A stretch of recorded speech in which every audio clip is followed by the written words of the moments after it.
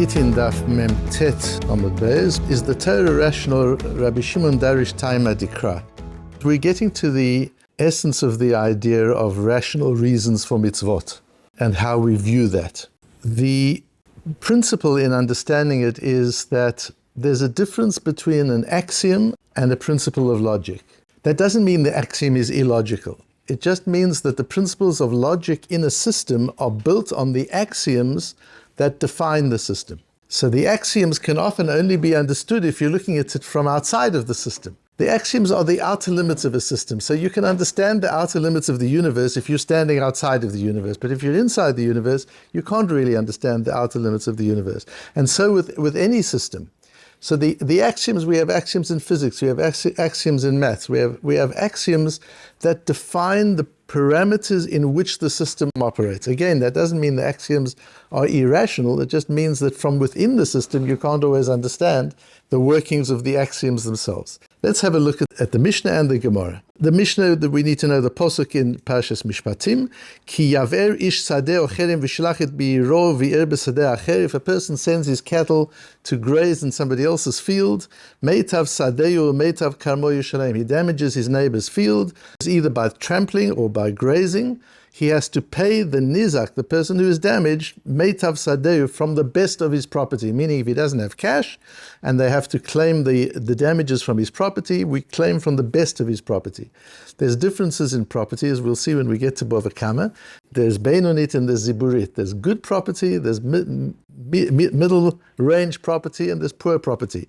We'll claim the same amount. It's just a question, would you rather claim from a very small piece of Manhattan, or would you rather claim from a big piece in mid-America, where you've got some cornfields?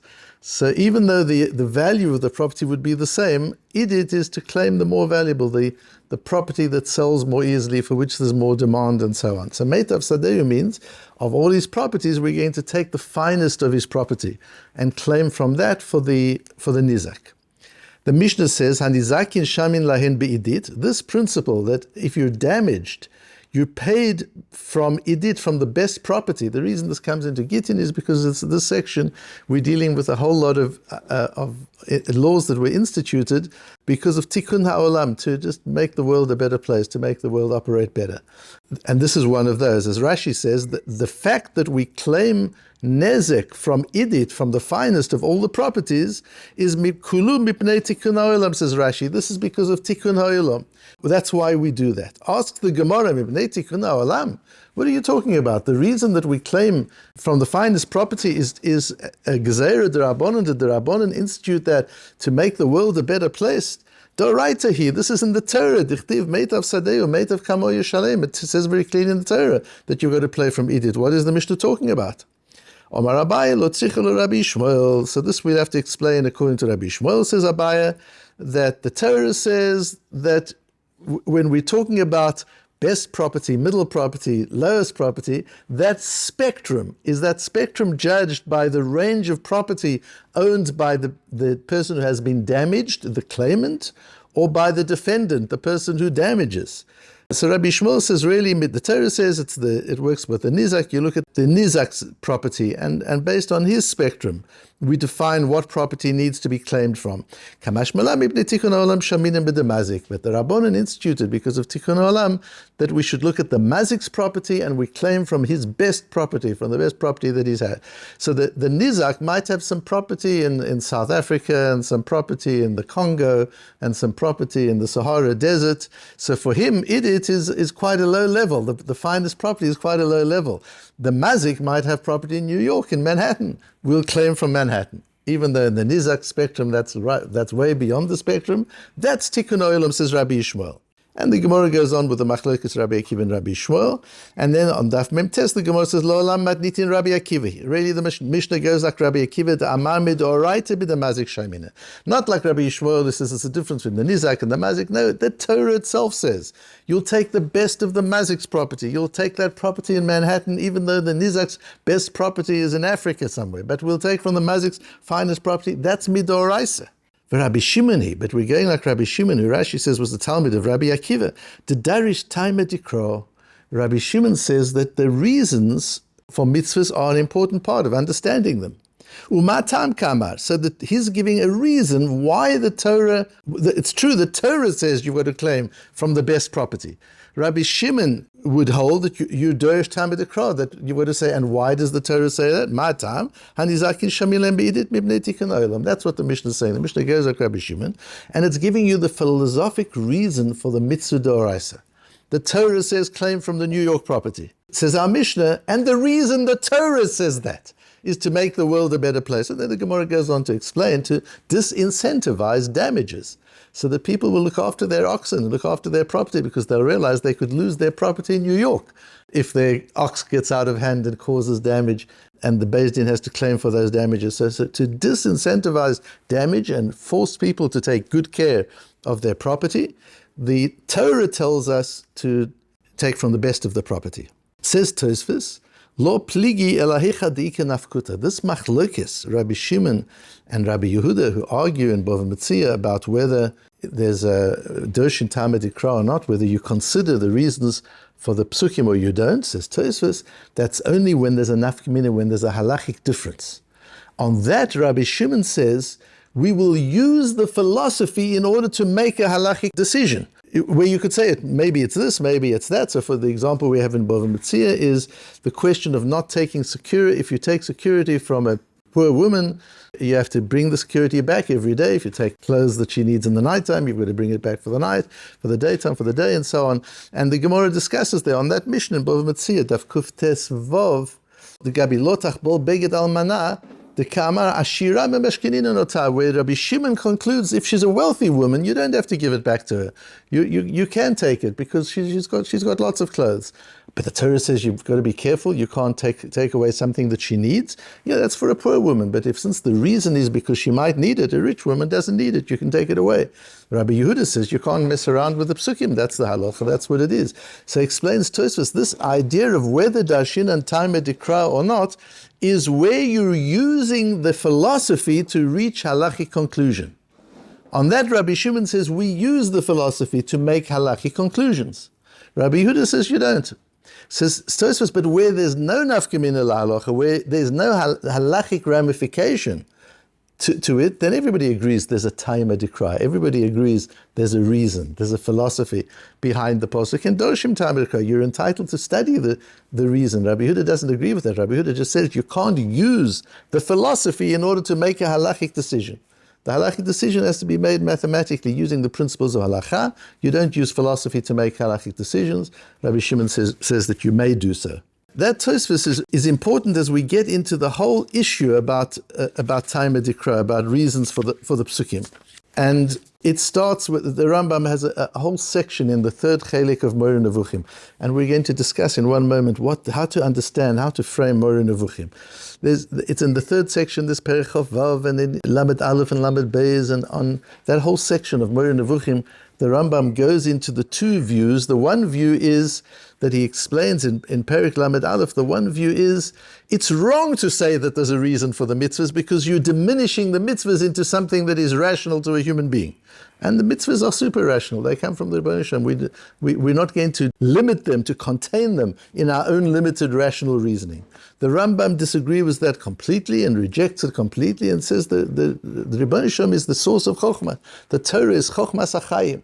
And we've got to try as best we can to understand the reasons for the mitzvahs. Of course, there's reasons for every mitzvah, and the principle of the Rambam is even the chukim. The chukim don't mean there are no reasons for it. The chukim just means the reasons are more difficult to understand. Or, in terms of my opening comments, the chukim are the axioms that define the system. And those axioms, it's difficult to understand if you're inside the system. The Rebbeinu Shalom understands them. Shlomo HaMelech understood all the chukim. Moshe Rabbeinu understood even Para Aduma. So they all have reasons, but you've got to view them from outside the system. You've got to be bigger than the system if you want to understand the system. If you're inside the system, then you take the boundaries of the system as a given and you operate within the system. So the chukim choch hakakti, the Rebbeinu Shalom hews out the boundaries, creates the system, and we operate within that system. Says the Rambam, but even the chukim have reasons, and not only do they have reasons, but says the Rambam im Hilchos Me'il Ra'ui לאדם להתבונן במשפטי התורה הקדושה ולדע סוף עניינם כפי כוחו. one has to the best of one's ability, try to understand the reasons for the mitzvahs. והמשפטים הן המצוות שטעמו גלוי וטובת עשייתן בעולם הזה ידועה. Mishpatim are those laws which are very clear, we know what they are and what their reason is, like gezel and murder and kibud aveim. והחוקים הן המצוות שאין טעמן ידוע. And the chok is those mitzvahs where the reason is not obvious. וכל הקורבנות כולן מכלל החוקים הם. All of the korbanos are all part of the principle of chukim, says the Rambam. And Omru Chachamim shebishvil avodat hakorbanot haolam omed, that the korbanot are so important, although they're chukim, we don't understand the reasons necessarily, but the world rests. It's a principle, it's an axiom on which the world rests. The korbanot are so important. And the reason I bring that in is because that's in conflict with what the Rambam says in Moreh Nevuchim. The Rambam says in Moreh Nevuchim, Chelik Gimel, Perek Lamed Beis, he's got the strange Rambam, which the Telzer Rov explains in Shiur Das very magnificently. But there the Rambam says the reason for the korbanot is because at that time they were bringing korbanot in any case. That's the way they served their gods. And it was too much for God to say stop altogether with korbanot. People wouldn't be able to keep it. So he channeled the korbanot into Avodas Hashem instead of Avodah Zorah. And that's how the Rambam explains it there. But one always has to read that in conjunction with the Rambam in Yad HaChazoka, where the Rambam says this is a chok and it's something that Bishvil Avodat HaKorbanot HaOlam Omeid, the world rests on it. Wasn't given as some concession to idolatry. This is a fundamental axiomatic principle that the world rests on, says the Rambam. So how do you put the two together? What's important, I bring the Ramban as well. We don't have time to go through all of it, where the Ramban goes with the same derech as the Rambam, that the laws of the Torah are there to serve us. They're not there to impose on us. The laws of the Torah are there to serve us. They're to make us better people. They're to enable us to be able to see the world with clarity, to enable us to see the world with purity, to enable us to develop midot tovot. It's ladrichenu lalamedotanu hamidot hatovot, says the Ramban, to teach us good midas. There's reason. Every mitzvah is there to develop the human being, to refine the human being, to grow the human being in his nobility. That's all the mitzvot are for that reason. There's a reason for every one of them. What's important to appreciate is the Ramban's statement that b'chol echad tam v'to'elet v'tikun la'adam.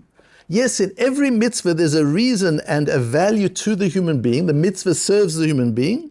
Milvad scharan meita mitzaveh b'hen yisbarach. Quite apart from the schar you get, from the reward you get from obeying Hashem. The Ramban introduces us to an idea that in Derech Hashem, the Ramchal develops in the fourth section of Derech Hashem, I think it is, where he develops the idea that in every mitzvah there are two parts. There's chok and there's mitzvah. There's the rational part of the mitzvah and there's the axiomatic part of the mitzvah. You've got them both at all times. And we can give reasons for the one part of the mitzvah, and we need to know that beyond that there are other parts of the mitzvah that we can't always understand. And we observe the mitzvah in both its parts.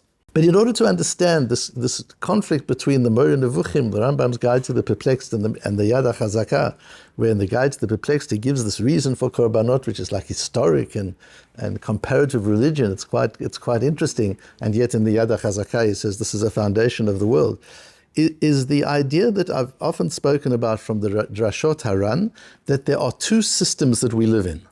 There's Chok HaTeva and there's Chok Hashem Yitbarach.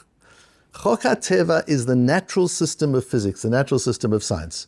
Human logic, mathematics, physics, chemistry, that's one system within which we live. And we live in another system, which is Chok Hashem Yitbarach. And the Ran says that the start of the Torah really is Yetzias Mitzrayim.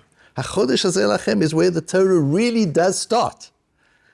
But we know the Gemara, the Torah starts with Bereshit Bara, but we also know the Rashi that says it should have started with HaChodesh Hazeh Lachem. And the Ran learns these are the two systems. The system of science starts with Bereshit Bara, the world was created, how the world works, the story of the development of the Jewish people. As Rashi says in Bereshit, if the Goyim ask, why do you get Eretz Yisrael? We've got to have a logical reason to give them, how the world evolved, how the world developed. We've got to have a story, we've got to have a narrative. You need Bereshit for that. The narrative would be missing without Bereshit. But for us, we don't need that. Hashem gave us Eretz Yisrael, that's Chok, that's part of the system that Hashem gave us, Yerushalayim, the Beis HaMikdash, Avodas Hashem. That's all part of how it is. We don't need the narrative. But if you're operating not in the system of Chok Hashem Yitbarach, if you're not operating in Hashem's system of reasoning, then you need a narrative, then you need some other logical reason. So we have two beginnings of the Torah. We have a beginning which is Bereshis, and we have a beginning which is HaChodesh Hazeh Lachem. One Torah starts, the system of Hashem Yisbarach starts with HaChodesh Hazeh Lachem, and the system of Hateva, the Chok HaTeva, starts with Bereshit Bara. And it's interesting that in both when it comes to the Bereshis, the words the Medrash uses that Rashi brings, Im Yomru Umot HaOlam LiYisrael Listim Atem. If the Goyim ask you how you get to Yisrael, you have to have a narrative. It's for the Goyim, meaning it's for people who are not operating within the system of Chok Hashem Yisbarach. And what about in Parshas Chukas a couple of weeks ago? Zot Chukat HaTorah lefi she'asatan v'umot ha'olam monim et Yisrael. Zot Chukat HaTorah, because the non-Jewish people, the people and the certain people who operate not in the system of Chok Hashem Yisbarach, question the Chukim. So you've just got to say this is an axiom. You don't have to explain it to them. It's not able to be explained to them. This is a chok, and that's why we follow it. Once again, you see the Ummot HaOlam aren't capable of reasoning within the system of Chok Hashem Yitbarach. And therefore there are axioms that they can't relate to and understand, and they can't function within those axioms. They function within the Chok HaTeva. Within the Chok HaTeva, you've got to explain things differently. The Moreh Nevuchim is written to explain the Torah within the Chok HaTeva. It's for people who are not operating within the Chok Hashem Yisbarach. They need to understand how does it work and why is it there and what's it there. And the Rambam develops a whole philosophy to explain the entire Torah and all the mitzvahs HaTorah to a person who's operating in Chok HaTeva, and he wants to understand the Torah. The Yad HaChazakah is written for a different system. The Yad HaChazakah is the system of Chok Hashem Yisbarach. So if you're operating within the system of Chok Hashem Yisbarach, then the korbanot are a foundation of the world. If you're operating within Chok HaTeva, I've got a narrative for you. You need a narrative. I'll give you the narrative. And it'll make sense of it. Both of them give meaning. We have to give meaning to the Torah in both systems. You have to be able to give meaning to the Torah if you're operating in the Chok HaTeva, and you have to give meaning to the Torah if you're operating in the Chok Hashem Yisbarach. And so when we deal with this whole idea of the mitzvahs, and the Tosfos saying the question of whether Dashin and Taimid Ikra is only when there is a halachic difference. But if there's no halachic difference, of course there's Taimid Ikra. There's got to be reason and logic for mitzvot. What do we think? Hashem's going to give us irrational mitzvahs, as the Rambam says. Is the Rebbeinu Shem irrational? How could we say such a thing? Of course there's reason, of course there's rationale, and of course we must all try our best to understand them as best we can, as far as we can get to them, realizing it will always go far beyond anything we're capable of understanding. In conclusion, there's one thing really important to understand when the Rambam says that every person is obligated to try and understand kefi kocho. Each person should try as far as he's able to do. Why does the Rambam say kefi kocho? Why doesn't the Rambam just give us the reasons? Here's the book of the reasons of the mitzvot, like the Sefer HaChinuch says. You want to know the reasons for the mitzvot? Here they are. Why does he leave it to each person to try and figure it out himself? Because that's what ta'am means. Rabbi Yerucham used to say that ta'am mitzvahs is like the ta'am of food, the taste. The taste is not the reason you eat. The reason you eat is for nutrition. The ta'am mitzvahs is what motivates you to eat. You eat because it's delicious, but that's not the reason. The ta'am is what gives you the pleasure and that motivates you. So the ta'am mitzvahs also, that's not the full reason. The reason is that in Chok Hashem Yisbarach, in the system of Chok Hashem Yisbarach, the reason is a completely different reason. But we're driven by the ta'am for us to understand the ta'am. But just as taste is very individual, so the ta'am mitzvahs is also individual. Nobody can tell you what the ta'am is. One can give direction, one can give guidelines, one can give method. But at the end of the day, each person has to try to the best they can to find the taste in the mitzvah. What does this mitzvah mean to me? Why is this mitzvah important to me? What difference does this mitzvah make in my life? Using the principles of the Ramban, that it's there to make me a finer person. How does it do that? To give me better midot. How does it do that? Or as the Rambam says, to give me better dayot, to improve my opinions and my thinking. How does it do that? That each of us has to probe, and each of us has to try and understand for ourselves as best we can, so that we can relate to that part of the mitzvah in a way that works for us, and then to always know that there's the Chok Hashem Yitbarach, there's that other system of reasoning, which the Rambam covers in Yad HaChazakah, which is the system of Chok Hashem Yitbarach, which operates differently.